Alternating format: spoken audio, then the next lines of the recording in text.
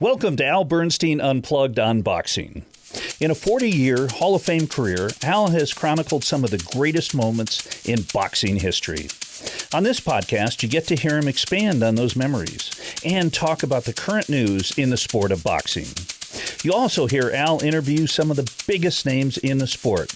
Here's Al Bernstein Unplugged.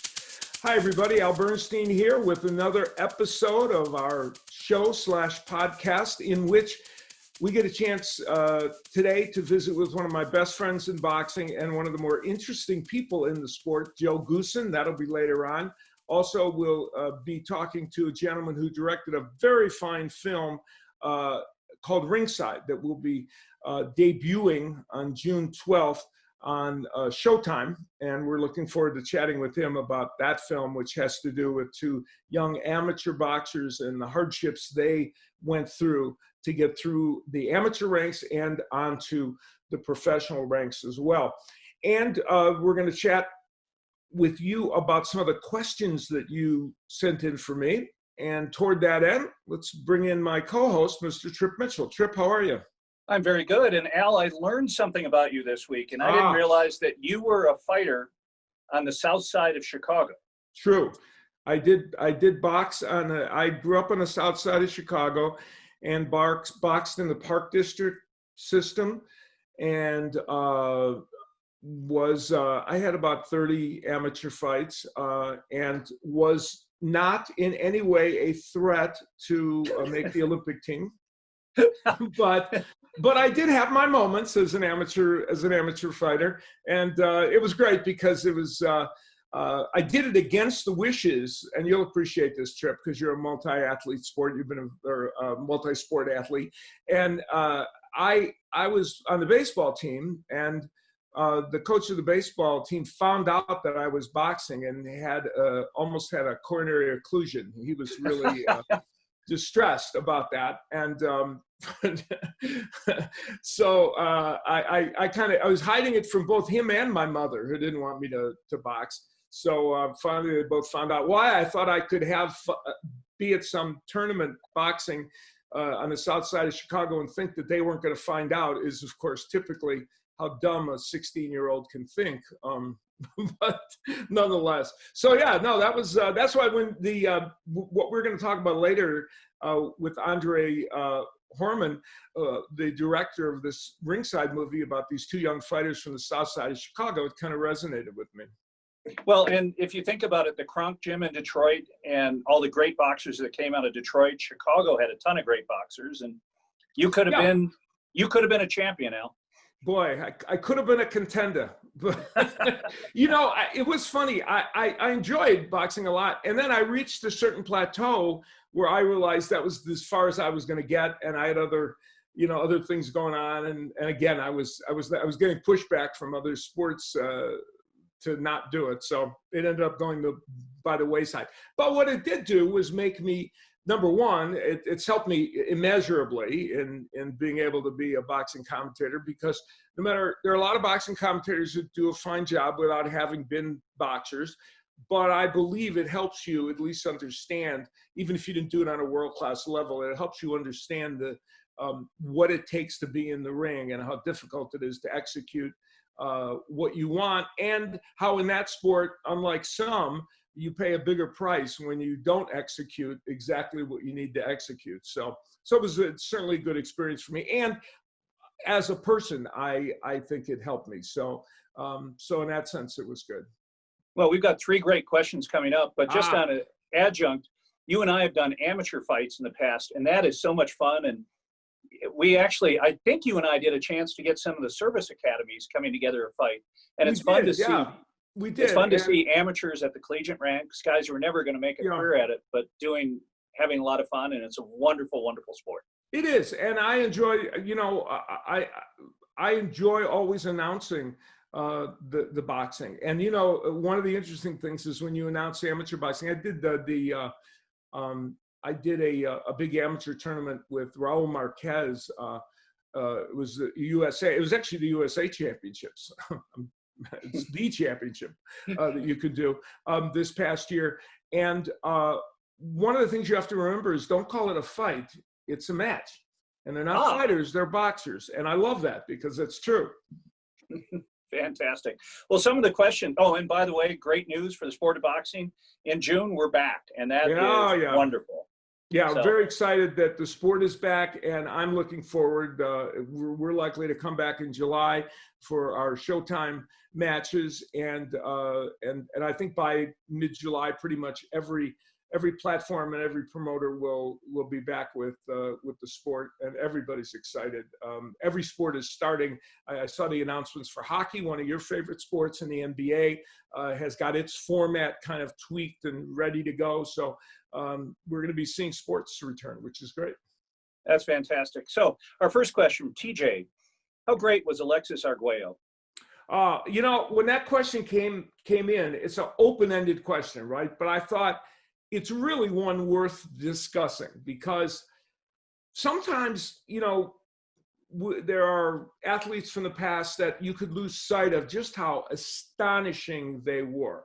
And sometimes fighters or boxers can get defined by just a couple of fights. So, for instance, I'm sure there's a whole generation of fight fans that defines Alexis Arguello based on his 2 fights with Aaron Pryor, which are astonishing fights. He lost both of them, but they were amazing fights.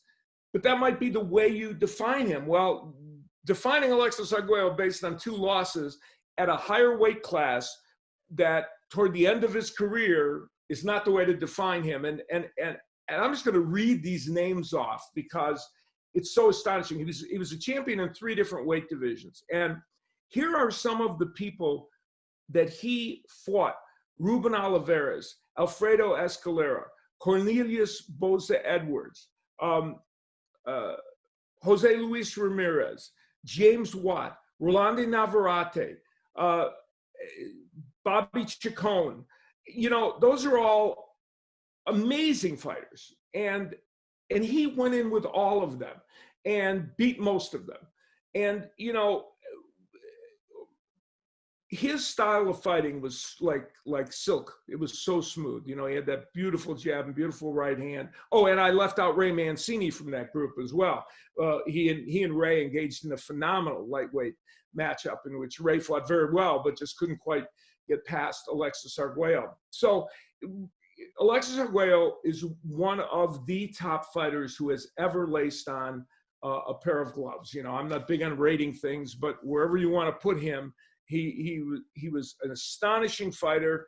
And the fact that he could compete even at 140 with a prime Aaron Pryor when he did was pretty extraordinary. So I have nothing but extraordinary things to say about Alexis Arguello. The next question from Brad Smith. Al, always wanted to ask you this question. In your opinion, who would have won a fight between Floyd Mayweather and Sugar Ray Leonard? Okay, I can already see that no matter what I do here, my Twitter life is going to be miserable for the next for the next like 3 months. You know, no matter, I'm a loser. I selected this question among the ones that were given to me, knowing that you know, I was headed for trouble. So I showed at least a modicum of courage in selecting this.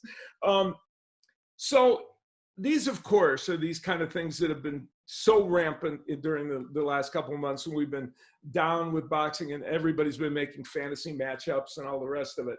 This one, though, has been talked about for a long, long time. And I'm in a kind of a unique position because I announced fights of both of these men, even though they were several generations removed from each other. And let me say first that however I define who's going to win or suggest who's going to win, it in no way denigrates either man, because both of these are extraordinary, have been extraordinary boxers and etched their name in history in a way that, you know, can't be clouded in any way, shape, or form, no matter what you think of how they might do in a fight with each other. Sugar Ray, one of the best ways I can kind of head toward this is to talk about the fight between Sugar Ray Leonard and Wilfredo Benitez. Benitez was in his prime. He was very much like Floyd Mayweather, a brilliant defensive fighter. Some people, his nickname was the Bible of boxing because he literally could do everything. And he and Ray Leonard fought almost 15 rounds. Right up to the end, it was competitive and exciting and interesting. But Ray Leonard was this much better than Wilfredo Benitez, just a little bit. But he was able to pierce his defense enough to get in his power shots. And Benitez didn't quite have the power, though he did land punches against Ray Leonard, didn't have the power to really hurt him and do enough damage to gain the advantage over him. That's kind of the way I would see a Mayweather-Leonard fight going. Floyd Mayweather, a brilliant defensive fighter, one of the best of any generation, and certainly excellent offensively, though not super powerful.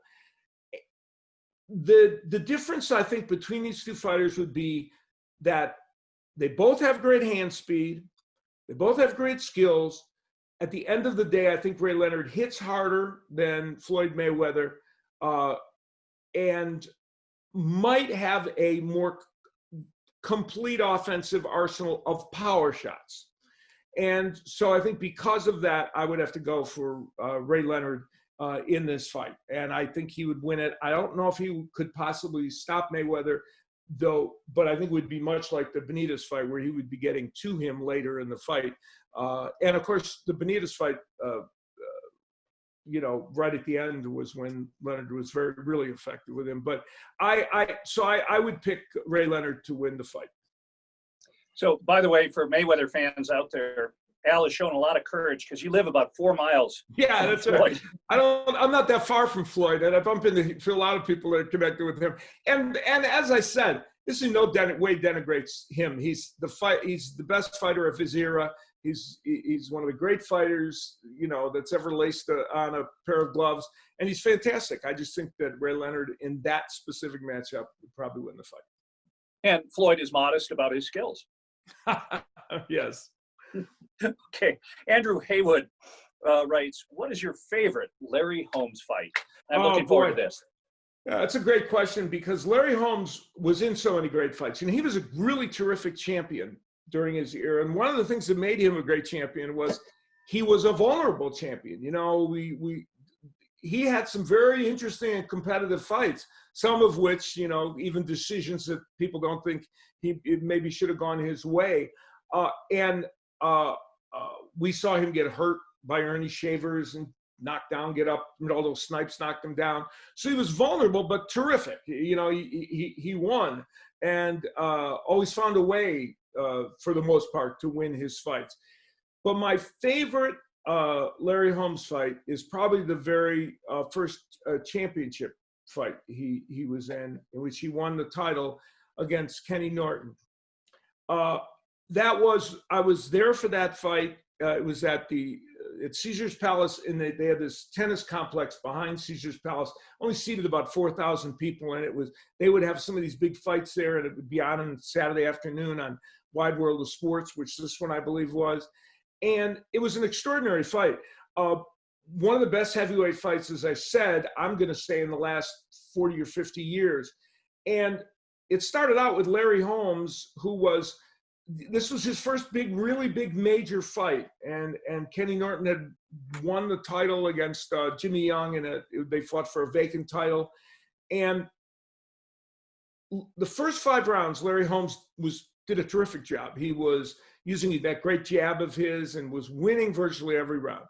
And after round 5, and there's audio in the corner of this, Bill Slayton, the trainer of Kenny Norton, said to him, "Kenny, you gotta start coming on." And Kenny looked at him and said, "Guess what? It's my turn now." And it was his turn.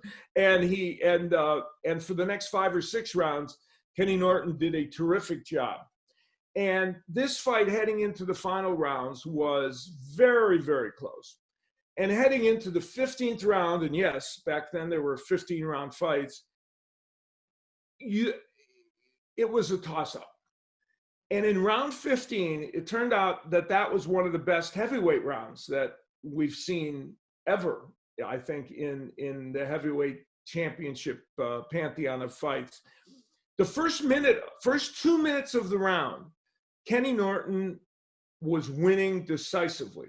And he knocked he knocked Larry Holmes's mouthpiece out, and landed lots and lots of big shots. But in the last minute of the round, Larry Holmes came back, had a terrific last minute, and hurt Kenny Norton. And right at the end of the fight, Norton was wobbling and stumbling a bit, and it was very dramatic.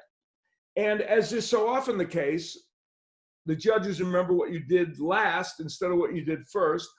I've always contended over these years that 15th round probably belonged to Norton, but they gave it to Holmes, and he won a split decision, and that round was the one that decided it.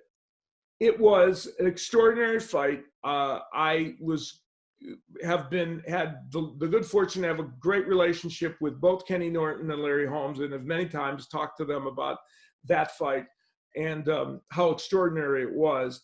And they ended up having great respect for each other, and they'd often be at events like, at Canastota in the Hall of Fame or elsewhere, and they would be reliving those great memories. So that was an extraordinary event, and one that I was privileged to attend. I was covering it for Boxing Illustrated, and I remember at the time thinking, man, you just can't see boxing much better than this. It was pretty extraordinary. A man who has been involved in some extraordinary boxing matches as a trainer is going to be our next guest here. He has been a friend of mine for almost 40 years in the sport of boxing, someone I've known extremely well.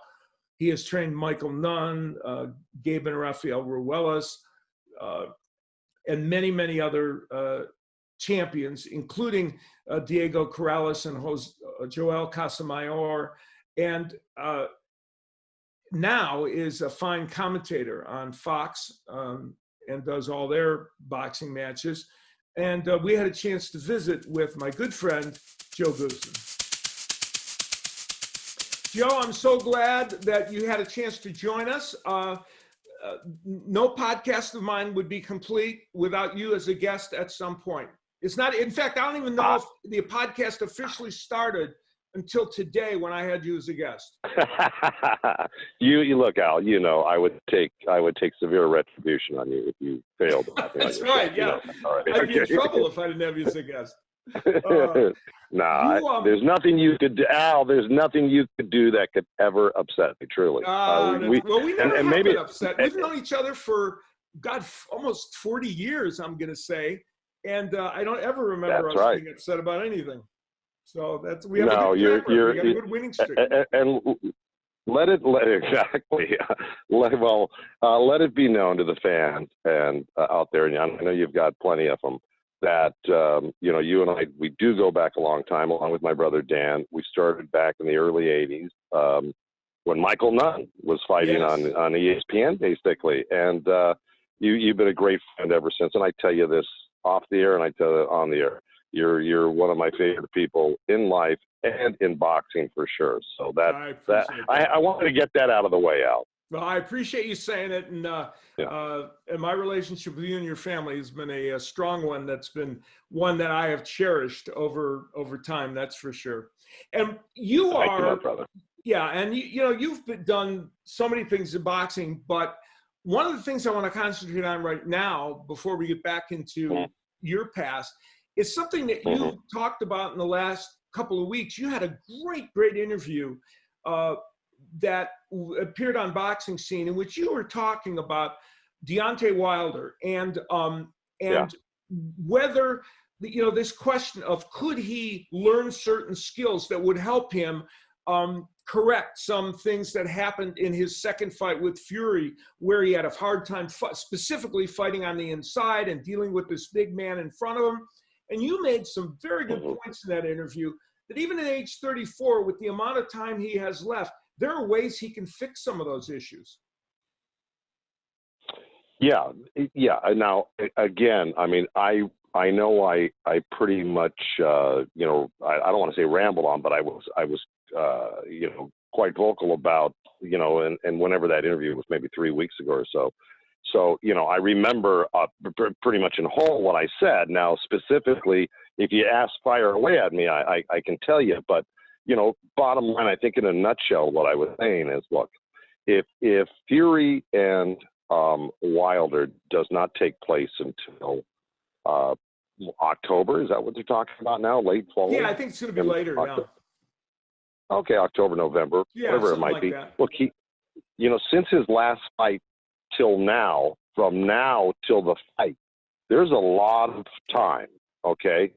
And look, this guy is an overachiever. Went to the Olympics, started boxing late, won a bronze, if I'm not mistaken. Yes. Broke all sorts of heavyweight records. So we're not talking about some guy who doesn't have the capacity to learn something as fundamental as, short punching and there's certain maneuvers on the inside. It's not brain surgery, and it can really go a long way in defending what he might have to defend against in a rematch with Fury, if Fury decides to put the full court press on again, like he did in the And you made the fight. point in the interviews. What I thought was interesting was you talked about how with previous fighters that you've had, like Michael Nunn, Joel Casamayor, you had specific drills for them to deal with it, not against top quality fighters, so they didn't have to take punishment.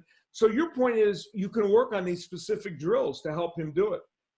Well, absolutely. And look, I mean, Mike Nunn, when I got him, was anything but a fighter that would work on the inside. Right. Okay, Casamayor the same way. Mm-hmm. Casamayor probably had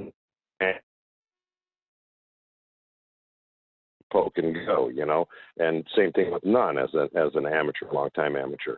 So it was hard to unravel that. But once they get it, and they got it within a certain amount of time, once they get it, they're off and running. They find the beauty in being able to defend themselves on the inside, not to become inside fighters, but it's just like being able to hit the fastball and the slider. You know what I mean? You got to be able to hit both. So, and it's a two-pronged defensive and offensive strategy that could be employed by Wilder if he.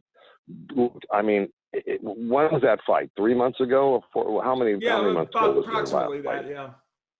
Yeah. I mean, I would have had, as a trainer, if I was running that camp, I would have had him back in the gym already. 3 months would have already gone by. I would have had 3 months in the books working with him on the inside. Yeah. Now, let's face it. He's got no problem if he's coming forward throwing long punches. You're in deep trouble if you back up on him. But if you come in on him as Fury, and of course Fury's a bigger guy than Wilder, and not too many other guys are going to be that big, Yes. But again, because he was so big, he was able to kind of bully Wilder around. But there's tactics for that too that you can prepare against. So I just feel between the 3 months that have already passed and the next 4 or 5 months, I mean, you got eight months in the book that you could be teaching this guy. Yeah. Along with what he does well, Right. And and as you point out, he's learned other skills too. I thought that was fascinating. Of course, we don't know if Tyson Fury will employ the exact same tactics, but it worked the first time. So you have to believe, or the second time, I should say, you have to believe he might do it again. But I thought it was intriguing because you really broke it down. And I think you're right. There's certainly an opportunity for him to grow into that. You're going to be coming back in a while with your PBC broadcasts and your Fox shows. When do you think you guys are returning? In July at some point? Well, I it's funny. I just got off the phone with my good friend and the executive producer. I think you probably know Tom McNeely, Peter McNeely's brother, right? Yeah, you know Tom. And so Tom, what a great guy he is. He just called me out of the blue to check up on me and the family, and he does that every couple of weeks. He's such a great guy. But we were just discussing that, and it looks like end of July that we may be getting back to work. Thank goodness. And I'm really looking forward to it. Although it's going to be sans crowd. Just commissioners, corners, TV techs, and so on and so forth. But so at least we're going to get the ball rolling again, which I can't wait because number one, we're all I really anxious miss it. Too. I think we're headed for a July a return on Showtime, and Top Rank and ESPN are already going in June. So boxing is returning. In June, that's right. Yeah, it's a good thing, and even without the crowd, I've said that I don't really think that is going to demonstrably affect broadcasting the fight. Do you? No, because normally, you got your headphones on. Right. I really don't have a lot of FX on my headphones anyway, so I don't like them either. Yeah, I don't like it. So the crowd is kind of shut out on my headphones anyway, and I'm zeroed in on the fight itself. The crowd has no, influence on how I perform. So Right. I think you're right about that. Although there's this underlying electricity that the crowd does bring, and it can get your juices flowing ringside when you see them pumped up. It's something to behold when you scan the arena and you see people going wild, or you hear those roars in between rounds or during the rounds when there's some action going. Yeah. Right. So that it's undeniable that will play a little effect. But I agree with you completely. I think it can be done because again, I say 95% of the time I'm just zeroed in on what's going on in the ring, and you're on the headphones. But you're all right in between. You can hear the truck more than you're going to hear the crowd. That's true. Yeah, you'll hear the producer talking to you. But one thing I did want to throw in there, just so you know, I will be doing an ESPN fight. It looks like July. Yes, not announcing. Actually, involved in the combat. In the corner, who's it with? Well, I'm glad you asked me that question, Al. Yes. I'm going to give you the answer. That's what I'm here for. Andrew Cancio, who's the former 130-pound champion. He's been recently signed by Top Rank, and he fortunately and funny enough, he lives out here in Ventura County, where I live. In the Ventura, Oxnard, Camarillo area, which is not part of LA County. It's Ventura County. And so he's close to home here, so that makes it easy. And he's fighting July 16th. And so, I'm sorry. Go ahead. No, I was going to say I'm really looking forward. That fight's going to be at the MGM in Las Vegas, and so I'm looking forward because number one, where do you live, Al? Las Vegas. So I'm going to be seeing you. Yes, you got it. Working with him. It seems to me that's a pretty darn good fit for him to come work with you. How have you enjoyed working with him, and what have you seen in him? No, you are 1,000% correct. His style just falls into my lap. I mean, it's in my sweet spot. So really, we've been working together, and it's hand in glove. We're really on the same track. Andrew Cancio knows how to fight. He became champion of the world for a reason.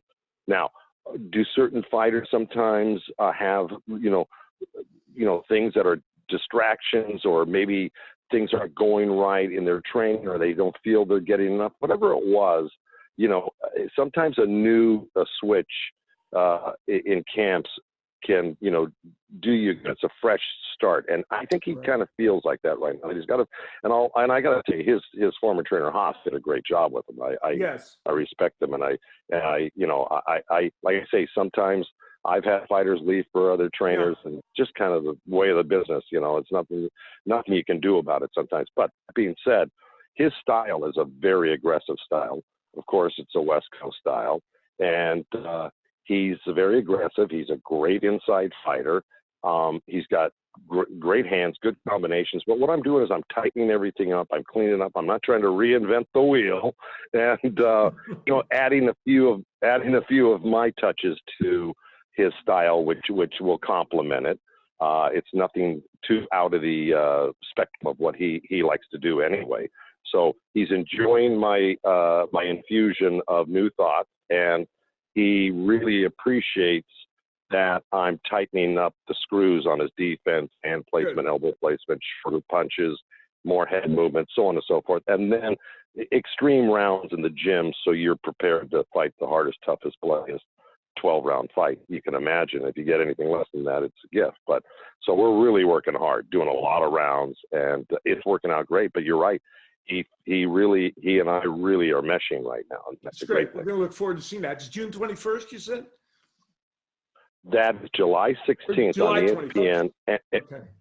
July 16th. Oh, July 16th. Okay, great. Yeah, look forward to Yeah. seeing that and seeing the beginning of your time with him. He's an excellent fighter and so much fun to watch. He's so exciting. So Yeah. you have your history, of course, you know, when I introduced you, I mentioned so many of the fighters you work with, but you did something that was so extraordinary that I don't know if I can't remember it ever happening in boxing before or since, where you were training Joel Casamayor, left him, and immediately you were asked to work with the man who he had just fought and he was going to fight again, Diego Corrales. I don't ever remember that happening in boxing. It was crazy. No. You handled it, I thought, with great aplomb. And aren't you known for handling things with great aplomb, right? Thanks, Al.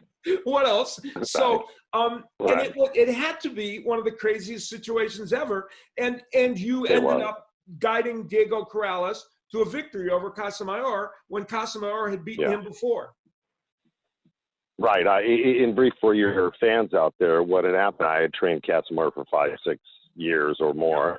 And we went up against Diego Corrales, who to me was just like the most scary guy to going up against. Sure. So I really worked my tail off and prepared a great game plan for Casamayor because he needed every advantage because Corrales is so dangerous no matter what. And so it was on the Holyfield James Toney card, I believe at the Mandalay Bay. Right. But regardless, we stopped Diego Corrales, Casamayor did. In let's say the 7th, 8th round, and they stopped the fight. We won the title. They ordered an immediate rematch, and in between the time from the last bell to the immediate rematch, yes, there was a business dispute. Casamayor is out of my gym, and I'm left without a fighter, a champion that I had just brought to the title, and. That being said, one of my assistants, Elon Hyam, who worked for me, Elon got a little disturbed about the whole thing, and he was a little peeved. So he called because now Corrales had just fired Kenny Adams, who was his trainer for the Casamayor fight. Right. So he was without a trainer, and I was without a fighter. So Elon makes these calls, and funny enough, Diego hung up on him twice and cursed him out pretty good, thinking it was a tactical ploy for the rematch, And he's, no, seriously, Joe Goossen wants to train you. He goes, you son of, and he hung up on him. And finally, Elon got on to listen for 5 seconds. And he said, call James Prince, call James. Oh. And then the rest is history. I ended up in Corrales' corner. Then we fought Casamayor in the rematch. And the novelty of this whole thing was I was in the winning corner with Casamayor, and in the immediate rematch, I'm in the other corner with Corrales, and so I was the winner in both corners. So you won both those fights, which is pretty extraordinary. And of course, I don't even. Go ahead. Sorry. No, go ahead. Finish your thought. No, I was just going to say, at the time, I never put a lot of thought into it. Diego was way ahead of me on that. He goes, you know what he said to me before the fight? He goes, you're going to get a spotlight put on you. I go, what? Well, I wasn't even thinking about it. And he was right. Because, he was a smart kid. So anyway, the bottom line was that we did win the title back, and that really set the pace for the next 2.5 years. Then with his moving up in weight to 135 to fight Acelino Freitas, who was 35-0 with 34 knockouts. We knocked him out in 10. So now we won 2 titles. We won the junior lightweight title and then the lightweight title. And then, of course, a few months later, we get matched up with Castillo for, I think, a couple of belts. And so, we won, that fight, which was an amazing fight. But that was pretty much the end of the great run right there, because that was such a devastating fight for both fighters. I don't think either one of them were ever the same after that fight. Just astonishing. And that run you had was pretty amazing with him. And of course, he was tremendous. The Castillo Corrales fight lives on, as it just had recently, I think it's 15th anniversary. And I'm going to guess, and you've been involved in some amazing things in the sport of boxing, I'm going to say that's pretty high on your list of amazing nights. Look, Al, I got to tell you, At the time when you're involved in it, if you're actually really immersed in it and you're focused and zeroed in and laser beamed and, the whole thing, the blinders on, which I had real tunnel vision on that. And really don't, you're really not thinking along those lines. You're thinking of every punch that's being thrown, what you need to tell your fighter, what you see going on. Is he slowing down? Is the guy getting to him? What's he using against him? What are we doing that's working? It's a continuum of a calculation going on round after round. So you really don't get into that type of thought process. But at the time of the knockout, when he knocked him out, I let it all go, of course. But again, the final thing about it was that I didn't know the legs the whole thing was going to have afterwards. Yeah, it's hard. It's hard to. I just was interviewing Marvin Johnson, the great light heavyweight from years past, for a book I'm writing with Eddie Mustafa Muhammad, and I was asking him at the time when you were involved with all these great fights, and that was one of the greatest eras for the light heavyweight division, maybe the best ever. He said, at the time, we were all fighting each other and we all wanted to win. I didn't really give it any thought. He said, but then afterwards, I realized how astonishing it was. And that's what happens, right? I think that's pretty much what I'm saying, Al. You know, in the moment, you're not thinking, even afterwards, it's not until, some time passes and then, people are saying this or that about it. And I concur. It was one of the great fights. One of the few fights that if it comes on TV, I'm actually, if I'm skimming through things, I see it, I'm going to watch it. Yeah, you'll have to, you could not rewatch that again. It was so extraordinary. So the most important, now what everyone doesn't know Al, I'm just getting a little waffling in your voice through the connection right now, just so you know.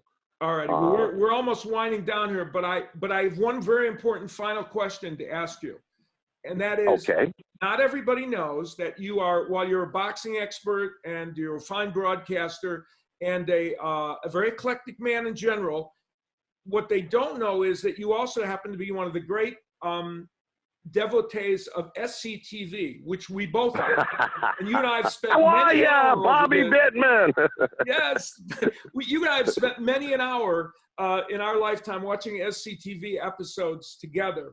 So the big question, and I've never exactly asked this of you, and it's a very tough question, and maybe you'll have to say two or three. Who was your favorite SCTV character in all the years on, not so much the actor, but the character that you liked the best?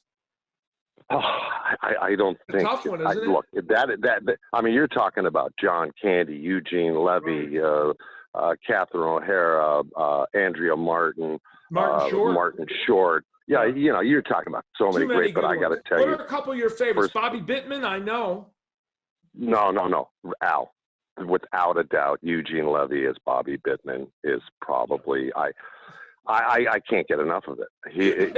Even the days of the week with Dr. William Wainwright as John Candy, and then Eugene Levy was just so great in all those skits. I just think he made me laugh probably harder than anybody with the wheel and the fire. I can't tell you. Hello. Yeah, no, we you do great. Do a little Bobby Bittman for us. Give us a little Bobby Bittman. Al, are you there? Yeah, I'm here. Before you leave, give us a little Bobby Bittman. How are you, Bobby? No, he was the greatest. I can't do Eugene Levy doing Bobby Bittman, but I'm going to leave it to the fans to do a little homework. But go ahead. All right, that's okay. I'll get you next time with that. But it was a fantastic show, and I think you're right in picking Bobby Bittman as your favorite character. You are a joy. Go ahead, Joe. No, I was just going to say when the skit that was probably the greatest is when Ben Vereen took over from as the headliner in Vegas, and then he goes to retire. He goes to some ranch outside Vegas, and he's wearing fur coats, of course, while he's feeding the horses. It's unbelievable with all of his diamonds on it.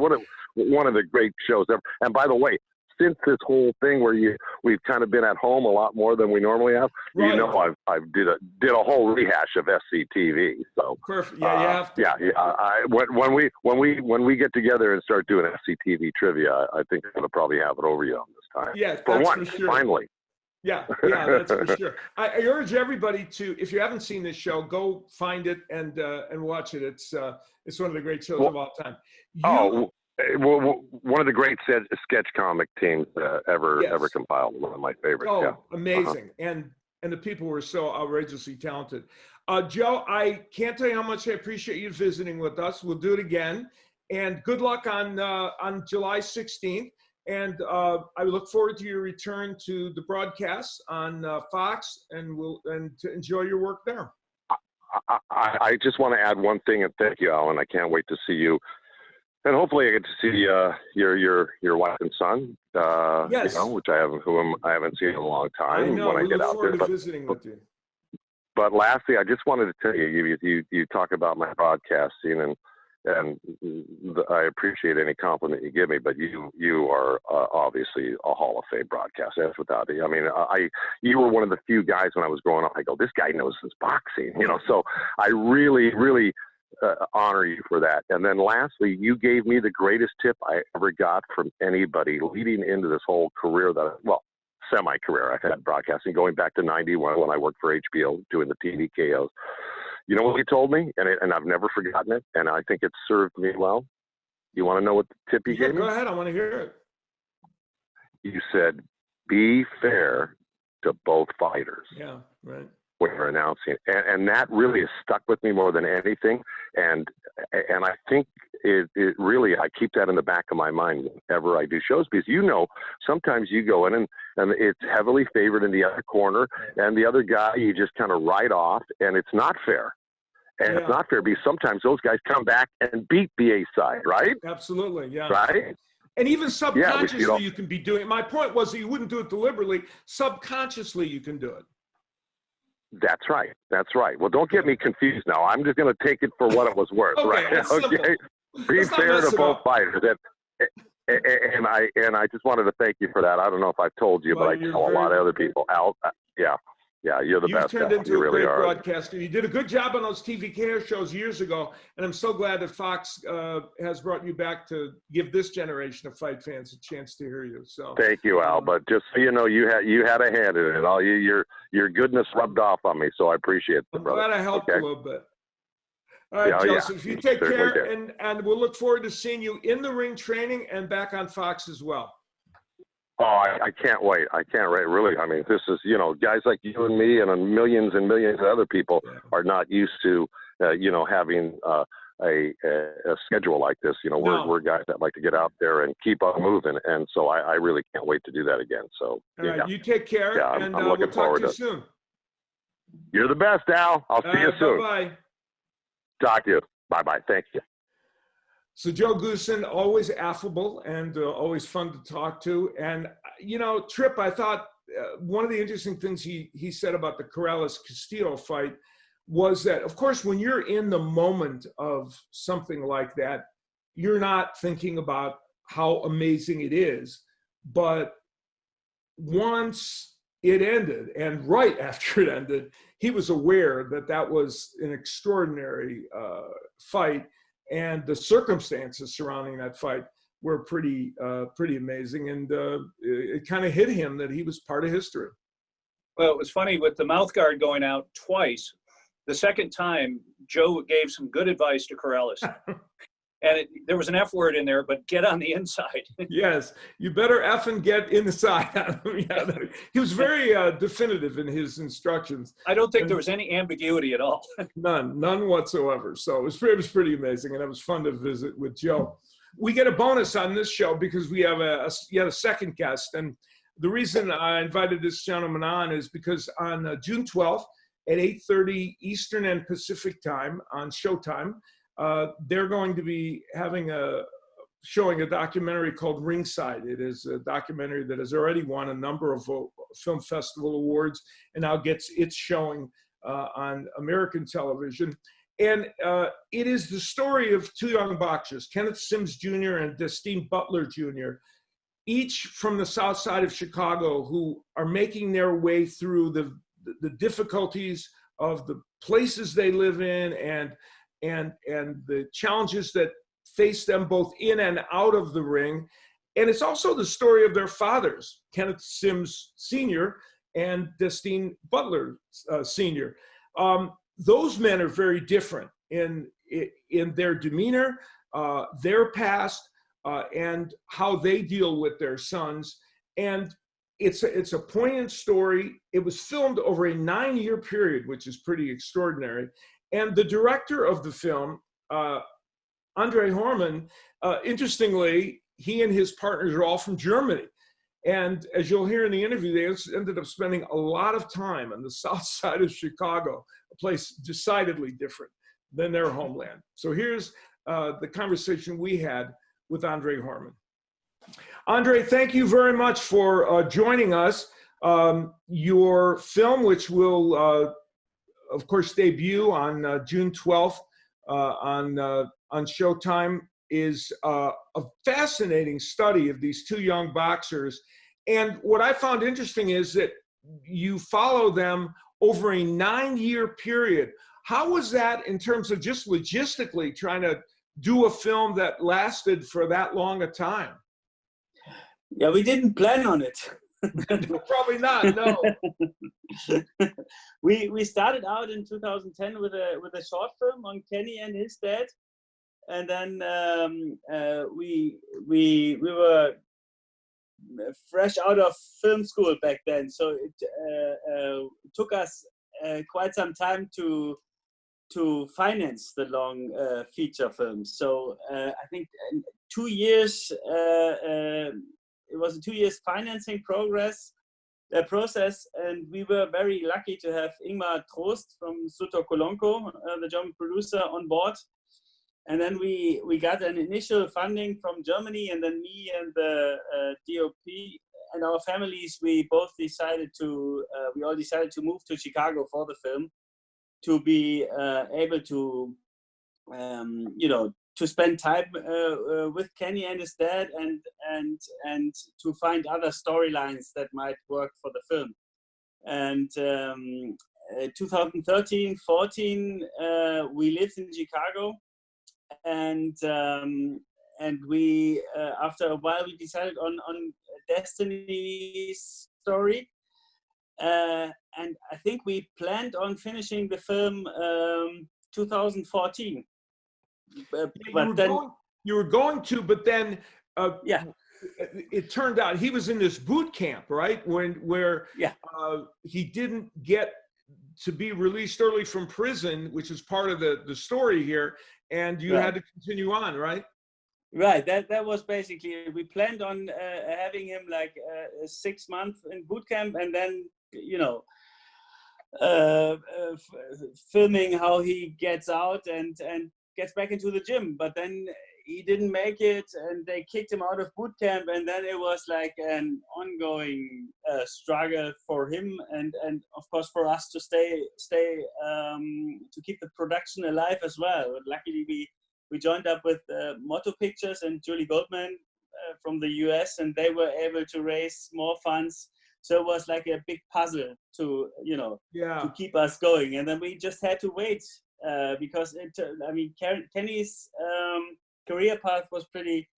He went up quite early and turned pro, and then added one victory after another. And Destiny was always in jail, so we had like this totally different storylines. And Destiny was you did, and the young man we were talking about who went to the boot camp, of course, was Destine Butler, who I explained before, and also Kenneth Sims, the young man who ended up also followed in this, who ended up becoming a professional fighter, as does Destine.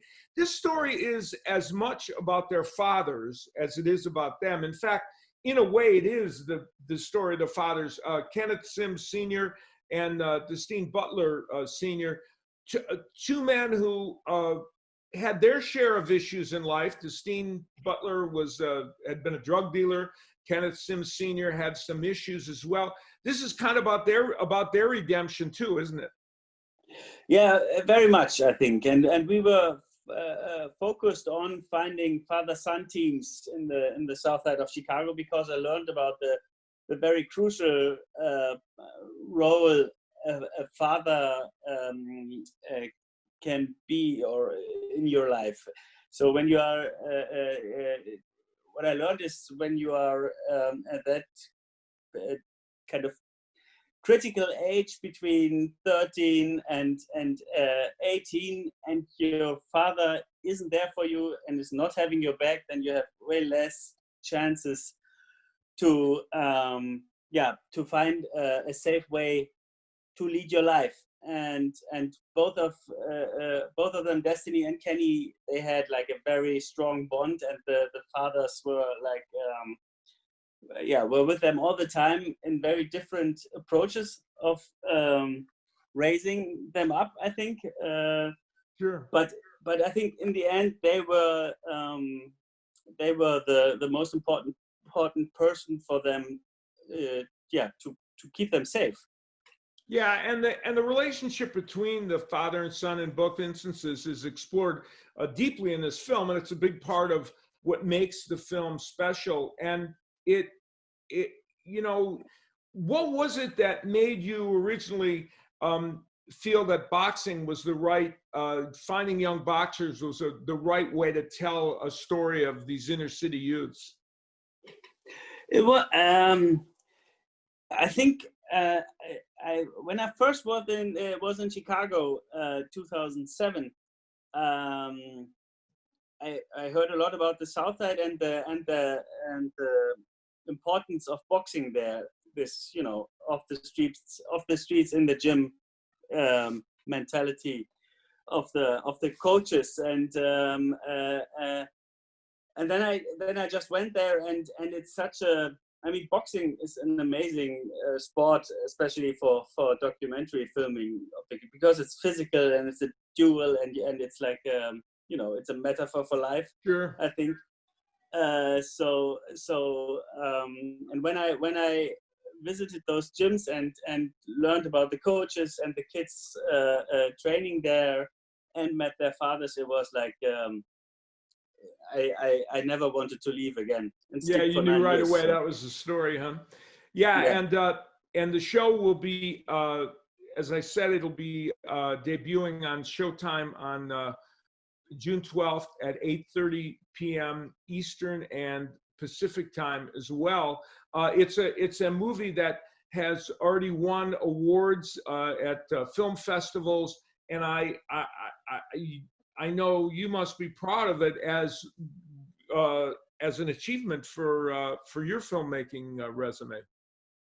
Yeah, I mean, for me and the editor Vincent Aschmann and the DOP Tom Bergman, it was the project of our lives in the last 10 years, basically, because we spent so much time with them, and it was such a huge amount of dedication and work for us, and we are like, and it wasn't, since it took so long till Destiny gets out of jail, it wasn't always sure that we are going to make a great film.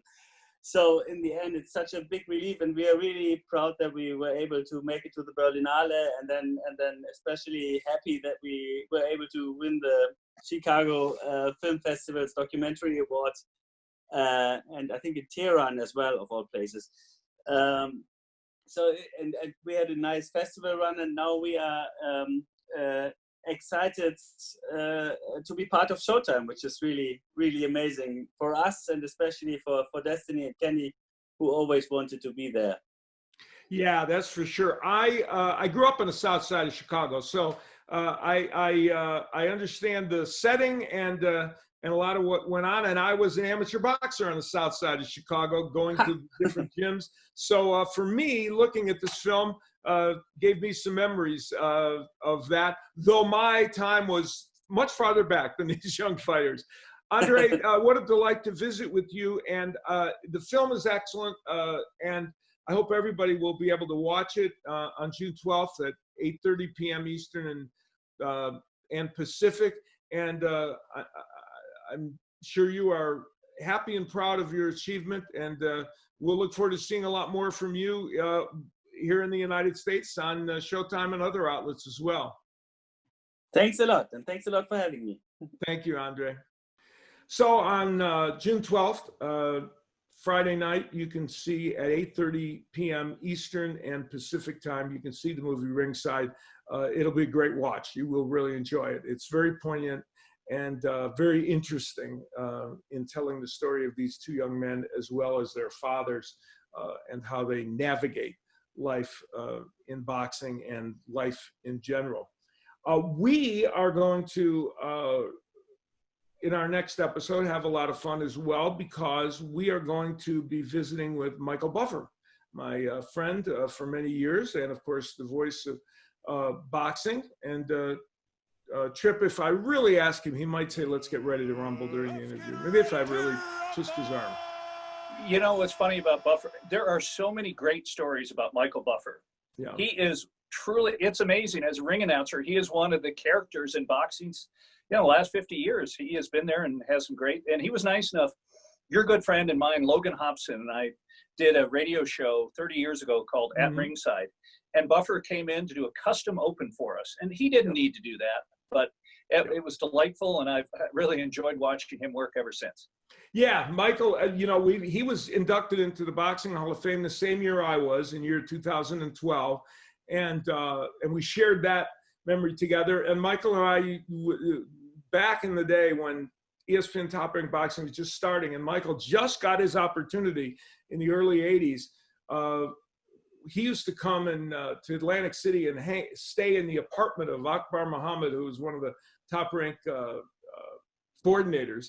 And he would literally stay over with him over the weekend, and we'd all hang out and just, visit and go do things and then do the fights. And of course, that led to a great career for him. So in our next episode, Michael Buffer will be joining us, and we'll revisit a lot of his great memories and talk about great, great boxing matches. My thanks to Tripp, and thanks to Lee for producing this show. And we will look forward to seeing you next time. Take care, everybody.